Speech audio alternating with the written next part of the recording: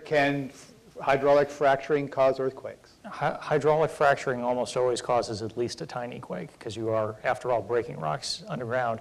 The fracking itself, most of the time, does not produce quakes that you can feel on the surface, although sometimes it does. The largest one that I know of that has been directly tied to fracking was about a 3.6 up in British Columbia. But here's the caveat. They do have to get rid of the water.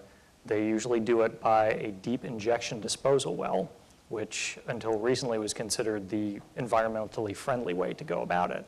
And those wells can and do cause seismicity. They do cause earthquakes.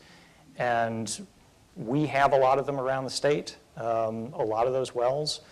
We haven't had people actually go out and really study this over the years, even though we've had those wells for decades.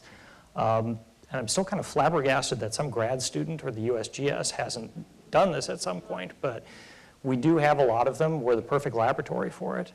We know this can happen. We've seen it happen in a bunch of places. So yeah, the fracking itself is not the problem, but disposing of the fracking water is.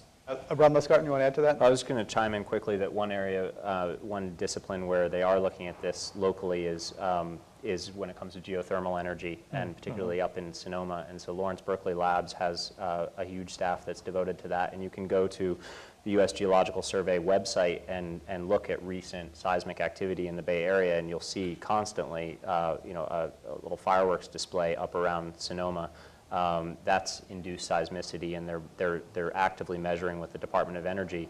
It's water that they're injecting. It's not frac fluids, but it's the same basic principle. And they're actively measuring there how much water under how much pressure results in what kind of quake. But that area in Sonoma is seeing, 3 to 10 earthquakes a week related to injection. And there's a similar study that just came out for the other big geothermal area in the state, which is down by the Salton Sea. There you have very, very active earthquake zone, and largely because they're injecting this stuff in.